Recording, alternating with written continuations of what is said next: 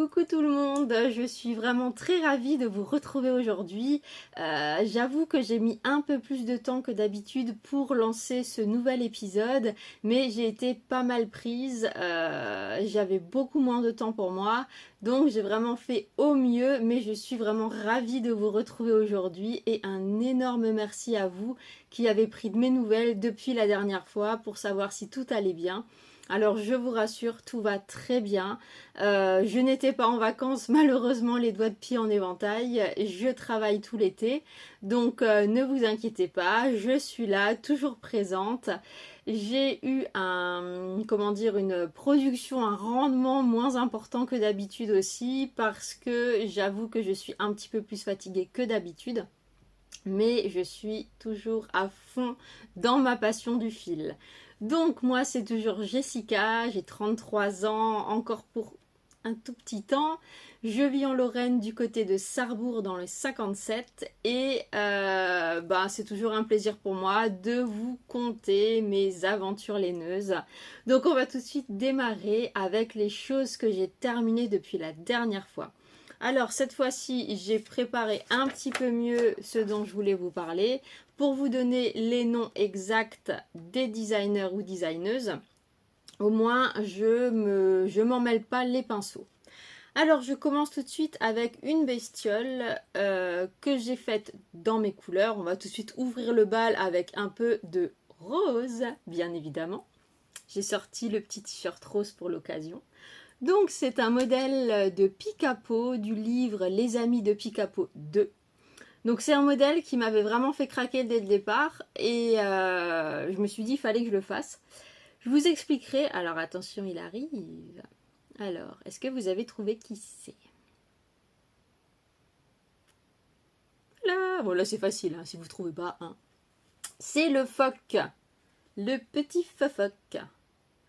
Alors, pas vraiment de complexité dans le modèle. Vous remarquerez que je n'ai même pas cousu le chapeau. Alors, pour vous expliquer, je vais juste prendre le livre. Je ne l'ai pas préparé, mais je ne l'ai pas très loin. Il est ici, donc c'est issu de ce livre-là, Les Amis de Picapo 2.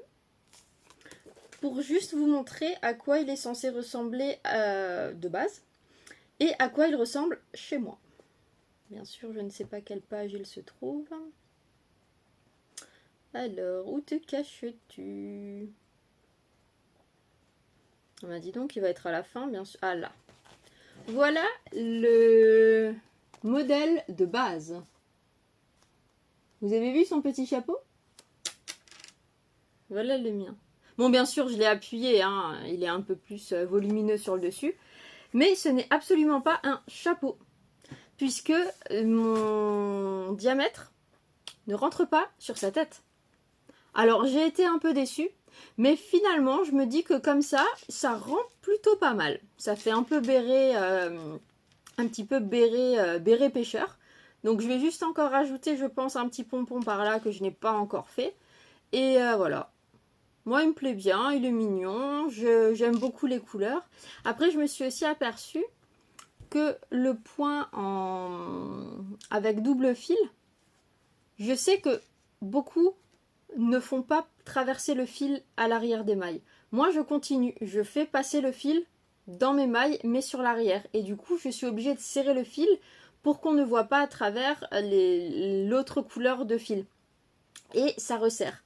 Donc si vous voyez, il est beaucoup plus resserré à ce niveau là que le reste du corps, mais bon, moi il me plaît, je l'aime bien, il est mignon, j'ai apprécié le faire et comme dit, pas de complexité, je suis contente, moi il me plaît bien. Mon petit phoque est présenté. Je vais la mettre là. Voilà. Ensuite, il me semble, si ma mémoire ne me fait pas défaut, que je vous avais peut-être parlé d'un châle que j'avais commencé, mais je ne sais plus. Je vous avouerai que je ne sais plus. Mais en tout cas, il est fini.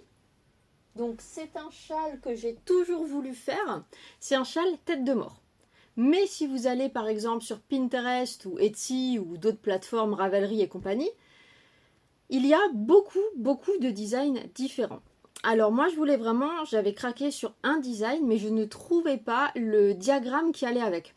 Du coup j'ai cherché et je suis tombée sur une vidéo sur YouTube là par contre je n'ai plus le nom, mais je vous mettrai le lien, j'ai dû l'avoir dans mes notes.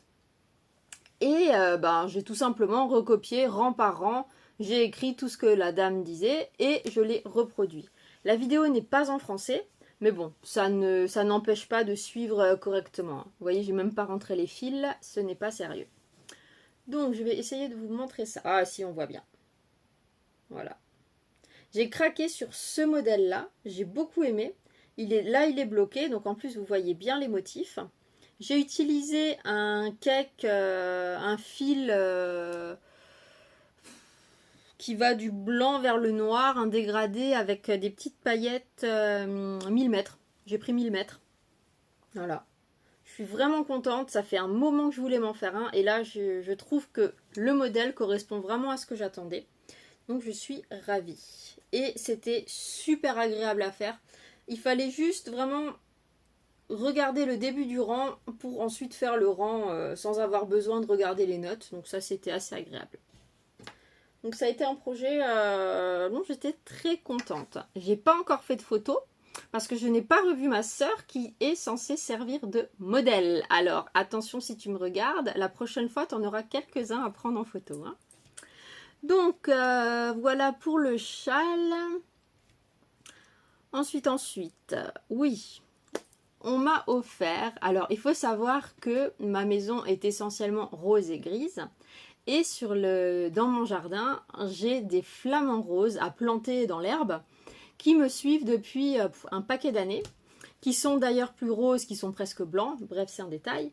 Et donc je suis partie sur une déco de mon jardin, espace à manger, avec un thème de flamant rose.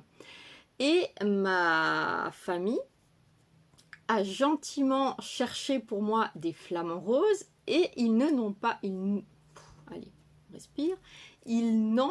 trouvé, mais ils ont jeté leur dévolu sur une autre genre de bestiole. Et franchement, alors autant je m'y attendais absolument pas, puisque ce n'est pas rose et ce n'est pas un flamand. Mais ils sont canons, je vous montre. Alors, ce n'est pas du crochet, c'est pas du tricot, mais vous allez comprendre pourquoi je vous les montre.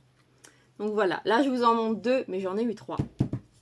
Alors franchement, ils sont canons. J'adore leurs expressions. Ils sont lumineux, ils sont sympathiques. Enfin, j'adore. Et je me suis dit, ils m'ont fait ce clin d'œil-là. Et ma grand-mère était vraiment très ravie de m'en offrir un. Et donc, j'ai voulu lui rendre l'appareil. Donc, pour l'instant, c'est un secret puisque c'est encore chez moi. Elle ne l'a pas reçu. Alors, je vous mets dans la confidence. J'ai voulu trouver un modèle qui se rapprochait au maximum de ce design de visage-là. Alors, j'ai trouvé sur Etsy. La designeuse s'appelle Magic Friends Toys. Je l'ai eu en promo à 4,50 € au lieu de 10-12 €, je dirais, de tête. Et voilà ma version. Alors, bon, bien sûr, c'est pas tout à fait le même, mais je trouve qu'il y a quelque chose. Hein. Alors, je suis quand même un petit peu déçue en global. Hein. Quand vous regardez le tuto de base, le visage est sculpté parce qu'en fait, elle colle des yeux, elle les met pas en mode sécurité. Enfin, elle a sculpté le visage et moi pas. Et du coup, je le trouve un peu enfantin. Mais bon, il me plaît quand même. Pour moi, le pari est gagné. Il y a une ressemblance. Je suis restée dans le jaune et vert puisqu'ils ont une dominance de ces couleurs-là. Mais j'ai beaucoup aimé ces petits cuisseaux. Alors, je les trouve canons. Je trouve qu'il a vraiment une silhouette assez sympathique. Voilà.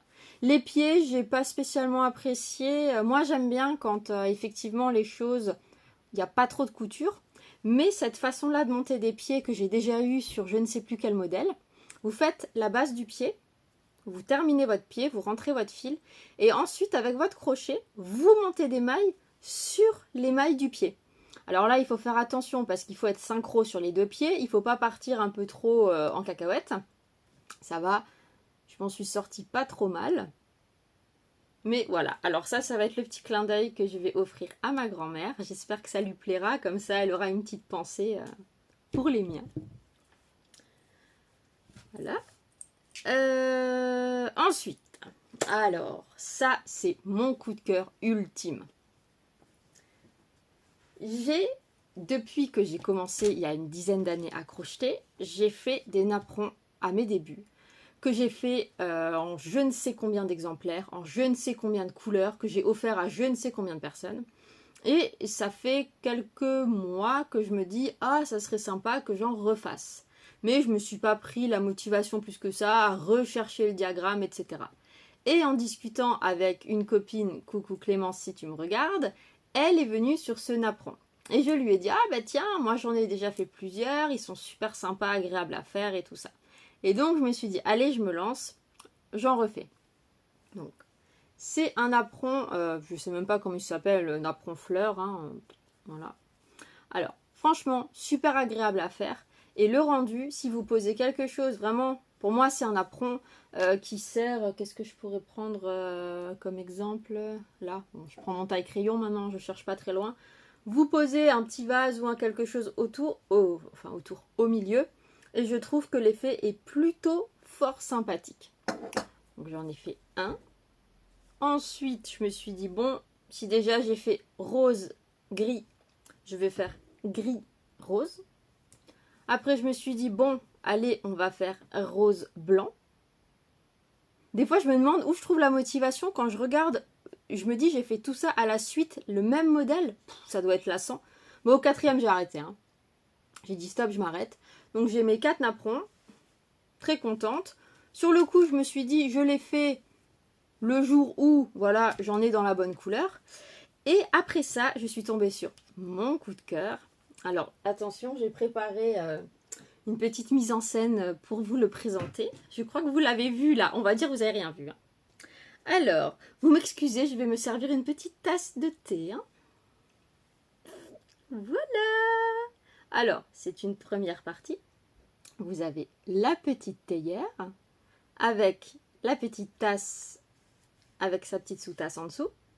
Donc franchement là, moi je craque, mais totalement, on dirait une dinette, enfin bref. Et qu'est-ce qui va avec ça? Un gnome! C'est le gnome porcelaine. Moi j'appelle porcelaine parce que ça me fait vraiment penser au design des assiettes en porcelaine de mamie. Enfin bref, tout ce que j'adore. Voilà. Alors franchement, coup de cœur monumental. Et de là, je me suis dit, eh ben tiens, c'est parfait. Et donc, ils ont chacun leur napperon. Mon gnome a son napperon, ma théière pareil et la tasse pareil. Alors, je vais vous mettre une photo juste là pour que vous voyez le rendu. Et j'ai un service à thé, aussi en porcelaine, un peu style ancien, vintage, avec des fleurs, etc.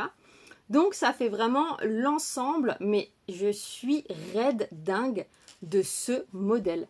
Alors franchement, les couleurs, je crois que dans le modèle d'origine, elle part sur un gnome, elle joue avec des nuances de rose. Mais moi j'ai tranché avec du gris et je trouve que ça rend super bien. Et puis cette théière, elle a un design juste parfait. Bon, elle m'embête cette lampe. Voilà. Voilà. Et puis voilà, j'adore. Pardon. Je partage avec vous ma folie parce que je ne sais pas avec qui la partager. Donc je la partage avec vous. Voilà. Alors, c'est un modèle que j'ai trouvé sur Etsy qui s'appelle le Tea Gnome de Lucie Magic Pattern que j'ai payé en promo à 3,02 €.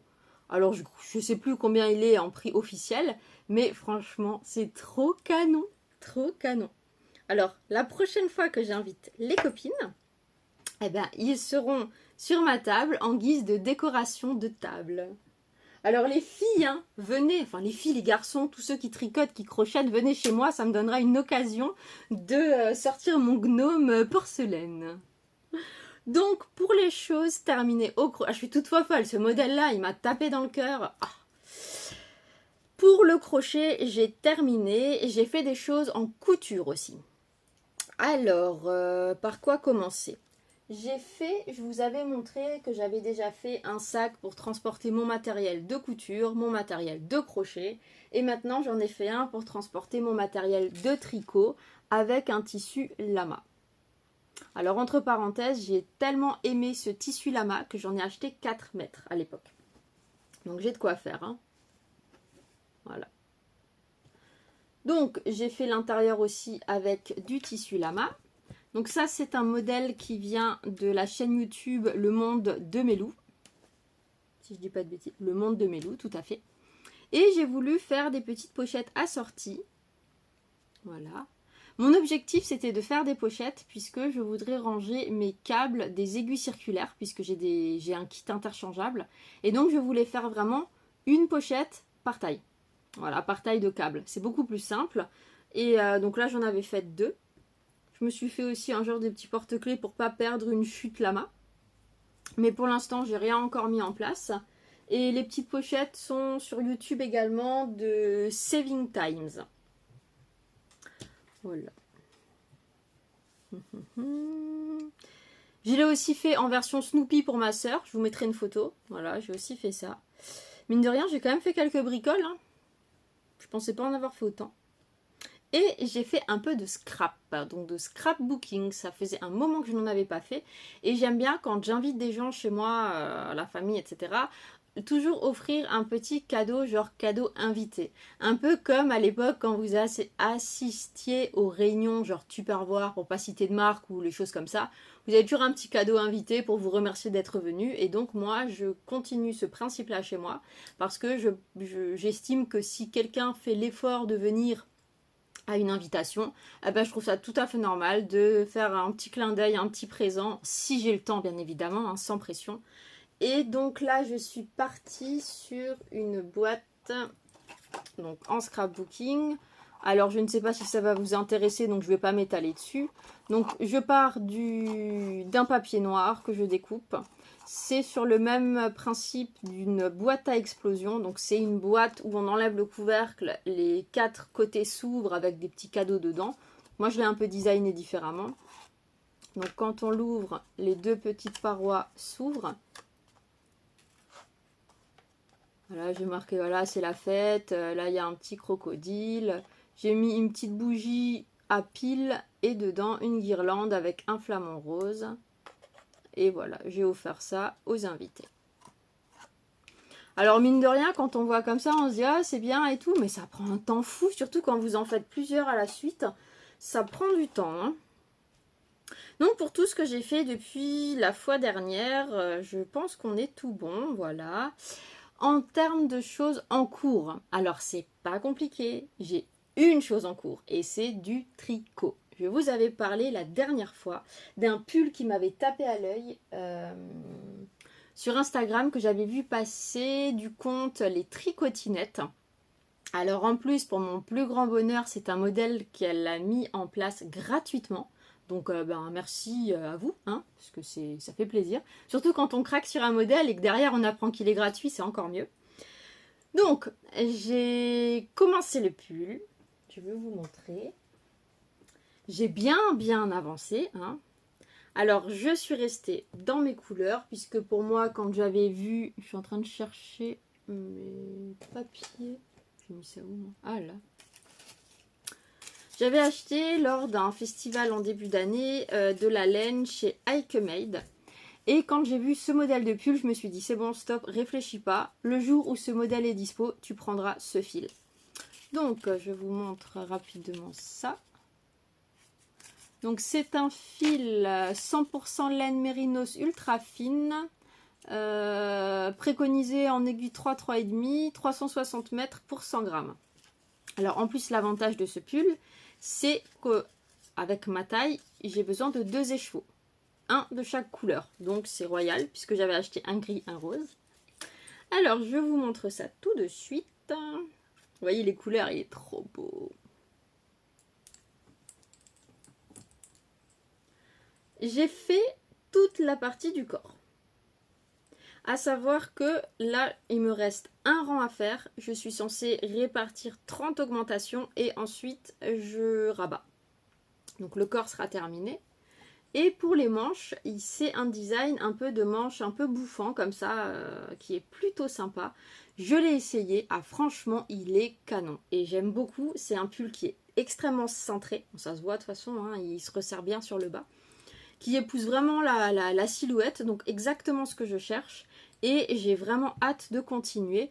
Par précaution, je vais terminer le bas, je vais rabattre.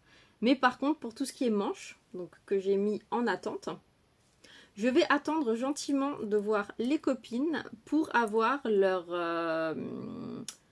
pas leurs conseils, mais leur marche à suivre pour faire les choses correctement. Puisque à un endroit, au changement de fil, j'ai regardé des vidéos pour ne pas devoir couper le fil à chaque changement de couleur, mais j'avais pas compris tout de suite. Donc je me retrouve, je ne sais plus où. Donc je vous montrerai quand il sera terminé, on verra mieux, mais bon. Enfin, on n'est pas obligé de voir mieux les erreurs, hein, bien sûr. Mais au départ, j'avais pas compris comment on tournicotait le fil pour que ça fasse propre. Et en fait, je me suis retrouvée avec des trous.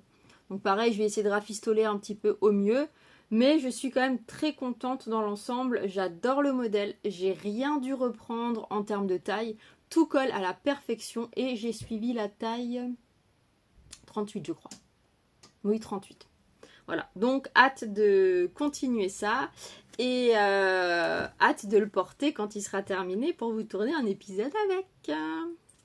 Et donc c'est aussi pour cette raison, à cause de ce projet-là, que je n'ai pas produit autant que d'habitude au crochet. Puisque je me suis dit, le jour où je commence celui-là, je ne crochette pas tant que je n'ai pas fini, entre guillemets, le pull. Bon, on va dire sans les manches, puisque là, je suis moins à l'aise. Mais je m'étais dit, si tu commences le tricot, ne pars pas sur du crochet au milieu, puisque le crochet, pour moi, avance 1000 fois plus vite. Et je peux être découragée de voir la lenteur du tricot de mes mains, hein, qu'on soit d'accord. Hein. Il y en a qui tricotent plus vite que leur ombre, hein, mais c'est pas du tout mon cas. Hein. Donc là, je me suis dit, voilà, concentre-toi sur ton pull, ne fais rien à côté. Par là-dessus, et donc j'ai quand même 3 semaines, 4 semaines pour faire ça presque tous les jours. Je tricote vraiment pas vite, donc je me suis vraiment dit, ne fais rien autre chose, sinon tu vas le lâcher. Donc je suis contente, je m'y suis tenue, il me reste donc un rang pour terminer le corps, et ensuite j'attends les copines. Donc je n'ai rien d'autre en cours, voilà, et ça va être un projet en cours sans pression, puisque... on verra quand ça avance. Hein. Le plus gros effet, je suis contente. J'ai réussi à faire les augmentations barrées, les trucs intercalaires, enfin les changements de fil. Les côtes, c'est des côtes 2-2, sachant que je pose l'aiguille à chaque maille. Passer d'une maille en droit à une maille envers, pour moi, ça met 3 plombes. Alors, je suis fière de moi. Voilà. 22 minutes et j'ai pas encore fini. Je suis contente. Mais je pense que... ma petite tasse en porcelaine y est pour quelque chose, tellement j'étais heureuse de vous montrer ça. Je suis également par manque de temps en retard sur plein de podcasts que je n'ai pas suivis. Je pense que la prochaine fois, je vais vous faire un petit topo sur les derniers podcasts que j'ai regardés, que j'ai appréciés, que j'ai découverts, etc. Comme ça, je partage aussi un peu ce côté-là. C'est vrai que beaucoup le font, je n'y pense pas systématiquement. Je me rends compte que moi, quand je regarde un podcast et qu'on me parle d'une autre vidéo, ben, ça m'intéresse de connaître d'autres personnes qui partagent les mêmes loisirs, etc. Donc, je vais tâcher de faire pareil la prochaine fois. Je vais me faire une petite liste avec quelques petits noms à vous partager. Et sinon, en termes de projets, enfin des envies, je ne sais pas, toujours au feeling. Hein, je suis contente de moi. Pour l'instant, je me tiens à ce que j'avais dit en début d'année, que je n'achète pas de tuto si je ne les fais pas dans la foulée. Pour l'instant, je m'y tiens. Le dernier que j'ai acheté, c'était lui. Je l'ai fait, je suis contente. Donc, je continue dans ce rythme-là et on verra ce qui se présentera sur ma route. J'ai vu qu'il y avait pas mal de cales qui allaient de nouveau démarrer là pour juillet-août. Je vais regarder ça de loin pour l'instant. Il n'y a rien vraiment qui m'a émoustillé. Hein. Donc on verra ça par la suite. J'ai aussi vu qu'il y avait plusieurs festivals de laine qui commencent à s'organiser un petit peu, j'ai envie de dire aux quatre coins de la France. Hein. Mais arrêtez de faire si loin. Faites vers chez moi s'il vous plaît. Faites ça Lorraine-Alsace. Ça fait trop loin sinon. Il y en avait un qui était du côté de... Là, je fais un coucou à Amaris Laser. Enfin bref, voilà. Hein, salut, tu te reconnaîtras. Il y avait un super festival qui a eu lieu dans son coin. Ah punaise, j'aurais trop voulu y aller, mais c'est trop loin. Arrêtez de faire ça si loin. Si vous voulez, moi je vous loue mon jardin, vous faites un festival dedans. Enfin, mon jardin est petit, mais je loue la salle de mon village et vous venez, s'il vous plaît. Rapprochez-vous. Ah, je pars en total... Bref, je pense qu'il est temps de vous laisser, mais je suis tellement contente, j'ai l'impression que ça fait des lustres que j'ai pas tourné de vidéo, et j'ai dit cette semaine, absolument un soir quand je rentre du boulot, il faut que je me prenne le temps, il faut que je fasse cette vidéo. Donc hier soir, j'ai tout préparé, j'ai tout mis sur le bureau, j'ai dit comme ça quand tu rentres demain, direct tu t'installes et tu tournes.